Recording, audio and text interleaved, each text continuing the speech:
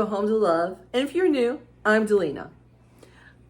I just want to give everybody a thank you for the well wishes you sent me because of how sick I was last week. And believe me, I was so sick. Thank you for going over to Dawn's channel at Ginger Jar Lane and subscribing and giving her a little love. I will still leave that link down in the description box in case you missed it. How was your week? We had some excitement here, even with me being as deathly ill as I was. I had an opportunity to adopt a 1-year-old German Shepherd. I dosed myself up with cold meds, masked up, and Friday went to meet her. She had been dumped on a dirt road, taken to the shelter, adopted, and then returned through no fault of her own. And she is only a year old. She is so sweet though, and she's also heartworm positive, which also was a negative and hard for her to be adopted out. She's a great fit for our family. Maverick loves her. Maverick's like, I got someone to play with. Addie tolerates her, and she's great around the cats. So I couldn't have asked for a better dog. While we were there, I love my husband, I really do. You know, we have lost 2 cats in the last couple of years. And he had decided that he wanted to adopt a cat that really needed a home. And he took the opportunity while I was there, making arrangements to adopt Sadie, is the German Shepherd's name. He found this kitten. Someone had dropped this poor little thing at the door when it was less than a month old. It had been fostered out and bottle fed because it was so young. Brought back to the shelter and stayed its entire life in that cage. And he's 8 months old. So my husband went and saw him, came to me. I found this cat while I'm filling out the paperwork for Sadie. And I went and looked at the cat, sweet, sweet boy. And I thought, well, you know, he's tolerated me bringing in all these pets into the house. And who am I to say it's his house too? So I said, okay, we'll go ahead. So we filled out his paperwork. Brought him home, and unfortunately, he has got a really bad upper respiratory infection. And we are taking him to the vet today to get him, you know, hopefully some meds on board. We named him Finn. I will probably insert pictures next week in the home tour. That's the other thing. Home tour is next week. I'm going to show you the house in the daylight, and then where I normally give you a closer look, I'm going to show it at night with all the candles lit and the fairy lights and show you the magical look of Christmas in my home. So let's get started, and don't forget, give it a thumbs up, a like, a hype, and if you want to be part of my YouTube family, which I would love, hit that subscribe button. Let's get started.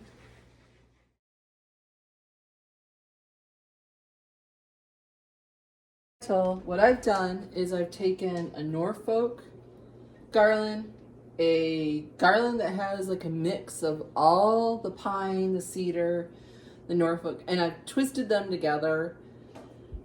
I've strung the twinkle lights from Walmart, and I've just done one great big swag one way to the other and then down. My husband did not want to repeat of last year's full mantle where it blocked his television viewing.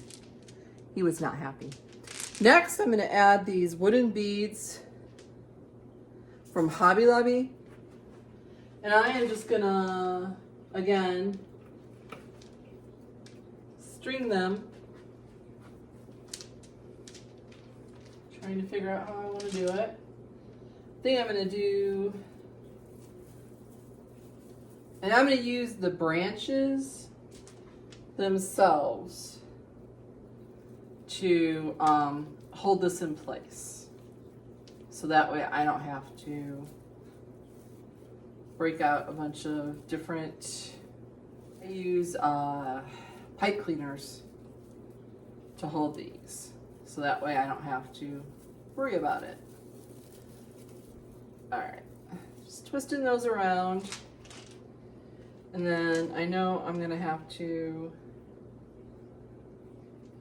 tie them together because they are not long enough. I buy these when these go on sale. I don't pay full price for them. Up and over, making sure my swags are even. There we go. That looks about right. And then on the bottom here, I will just twist it around. So that's layer number 4. Layer number 5. Yes, you guessed it. Bells, bells, and more bells. And again, I am just gonna take it around, hook it. Now with these, I think I am going to make smaller and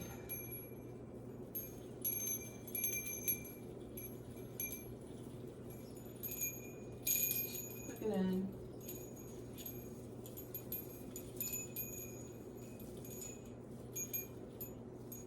Because this garland's much smaller. Okay, what I've done is I have one set of pick that I bent. It's got all the frosty and the pine cones. And that's gonna set right in here, and then the other one in there. Get this to sit in here.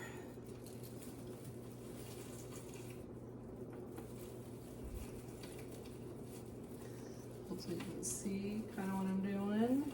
Probably not. This frosted one. And we're gonna kind of weave that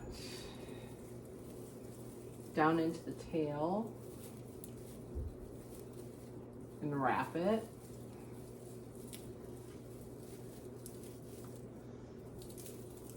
And I'm gonna spread out these so they kind of intertwine. And I kind of want this to flow off the corner. Some bend in here.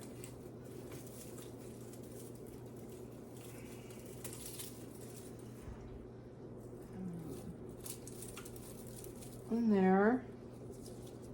And then I have this one.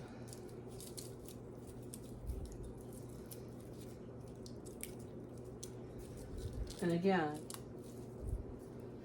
kind of want it in there.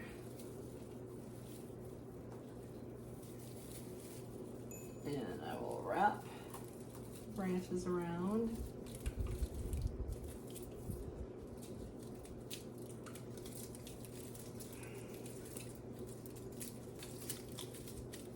There we go.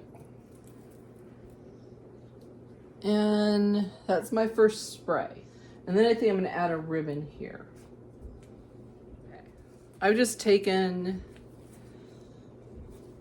my ribbon, did 3 loops. I have the brown satin and I have the wired green in there. And then I'm just gonna, probably right here.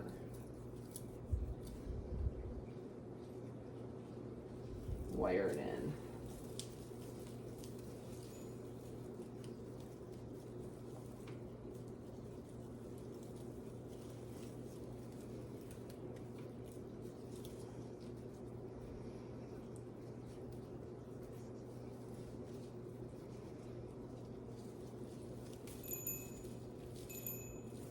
I'm gonna fluff the bow.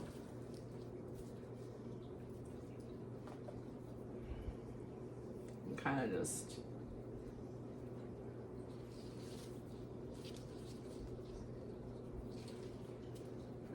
same thing with this one.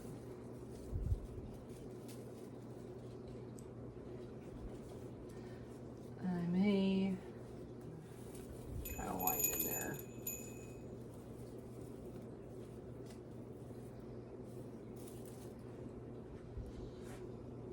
And then I'm going to add the picks throughout the rest of the garland just to kind of tie in.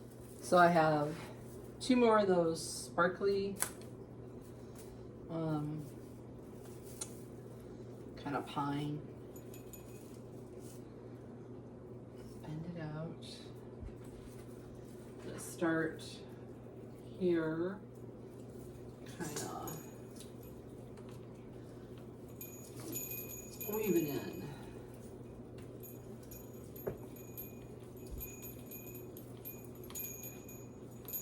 Then again.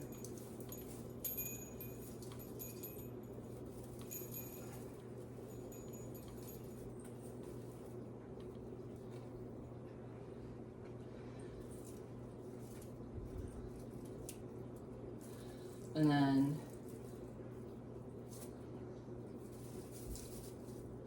this one, probably kind of 2 more of these little sparse little ones that I'm gonna put in between the other 2. Okay, I'm just gonna take small little pieces of that ribbon and I'm just gonna make little loops. And I am gonna tuck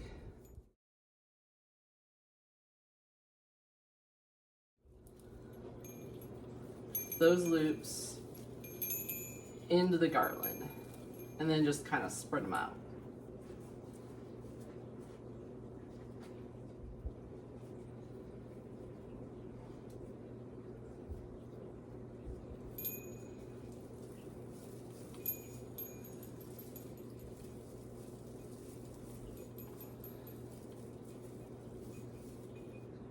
And then I have some of the green, same process. I'm just gonna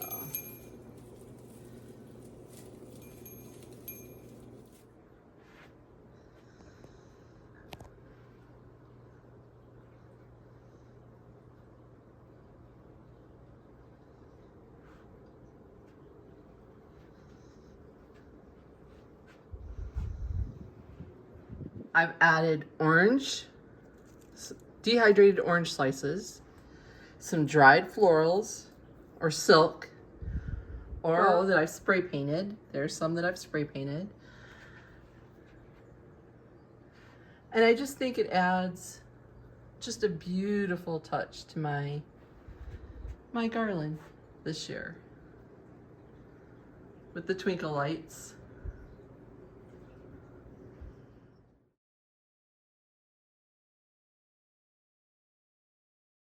So this is the pencil tree. I've had it for a few years. I got it from Walmart. 7.5 foot flocked. And then I added the twinkle lights because it was pre-lit, but I added the twinkle lights inside. And then I put it inside of a basket. And then we're gonna go ahead and start decorating. Okay, this is my topper, but it doesn't have one of those things that like sticks down into it. So I took some zip ties and then I'm gonna just wrap it around the top. See, we've got those wrapped around. Next thing I'm gonna do and kind of, see, here's a pick. Because my tree is flocked, I am going with predominantly green picks. And what I'm gonna do is I am just gonna weave those into my tree. It adds more dimension to the tree by doing that.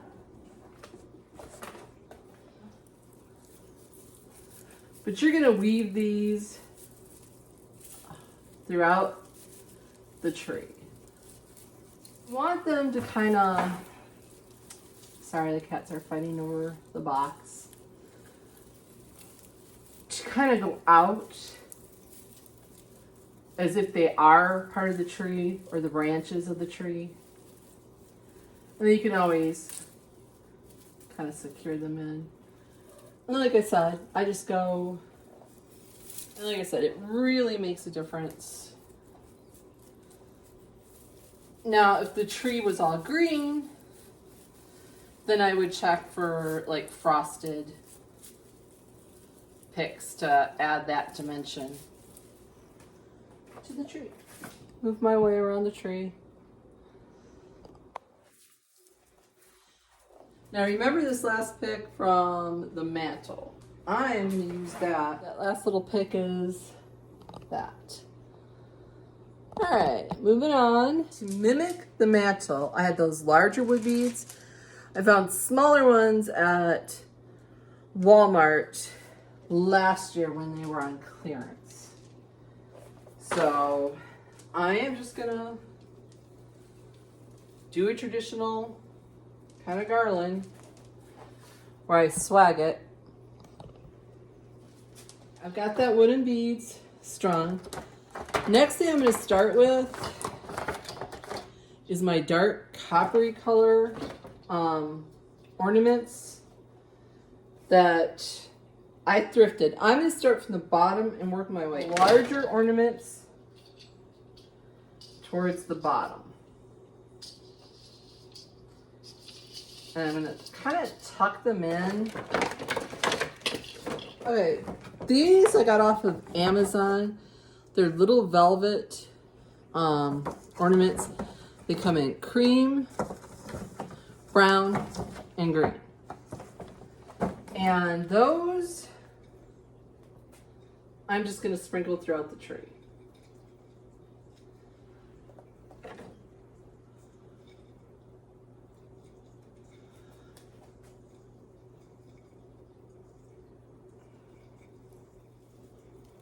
And I tend to bend the branches up a little bit because I have cats.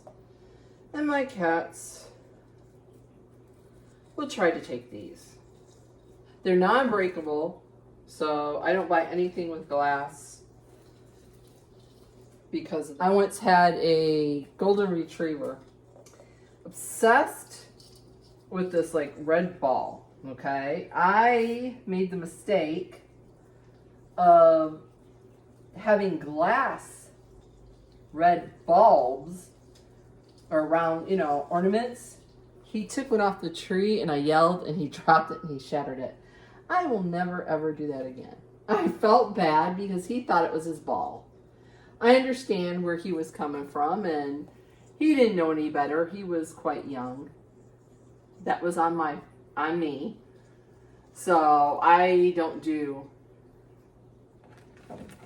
things that shatter anymore. Do that.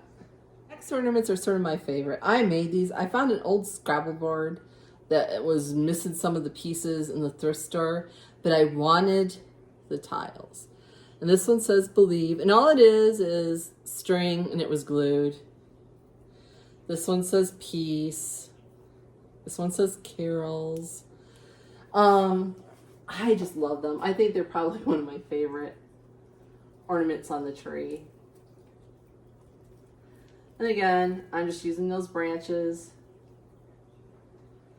to add those ornaments on there.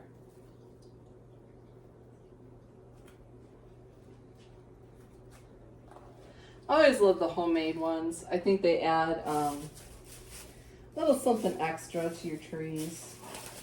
I have ones that my boys have made over the years. I have all sorts of different ones. Mary. Right. I don't know about you. I usually have Christmas music blaring. whenever I do the tree. I think it gives me, just gets me in the mood. Glory, of course, Jesus.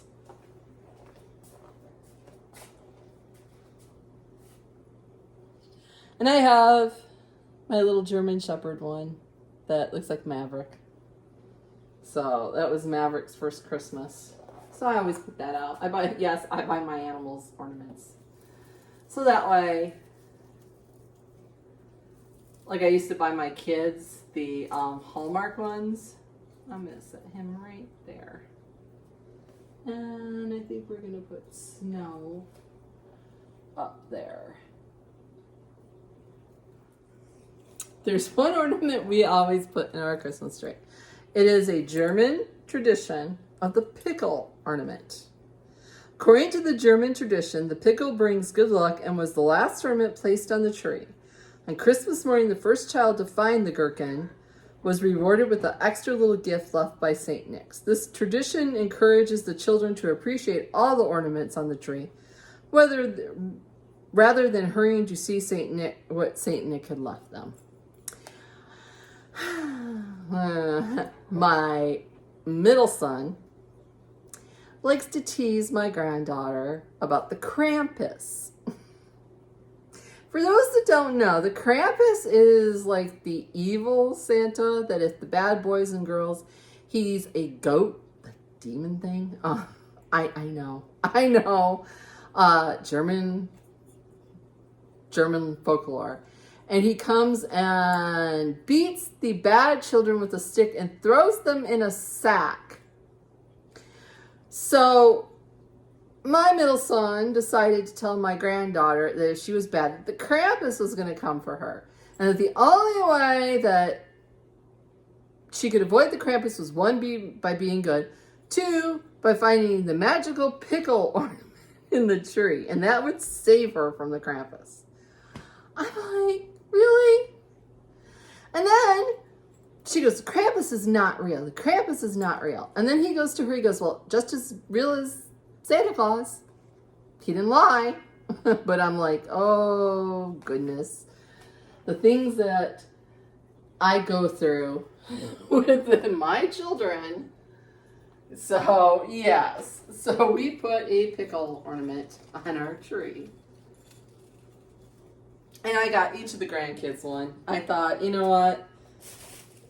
Tradition dictates you got to do something. Not the Krampus tradition, but the other tradition. Okay. Hopefully you can see this.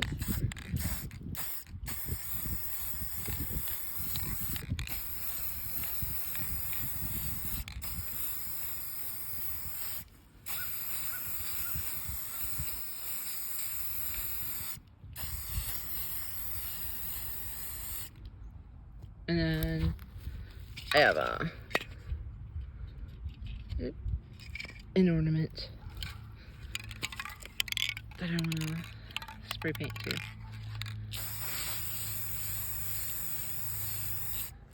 So I've added those copper ones I spray painted, the deer antlers I had from last year, and just added some more bulbs here and there throughout with the sprayed florals, same thing, and a lot of dried florals. And I'm gonna step back and let you see my Christmas tree. Now I could actually add little tiny copper molds if I wanted to this tree too, which would be beautiful. Unexpected. I love the browns, the greens, and the creams, and a little bit of touch of copper in my tree.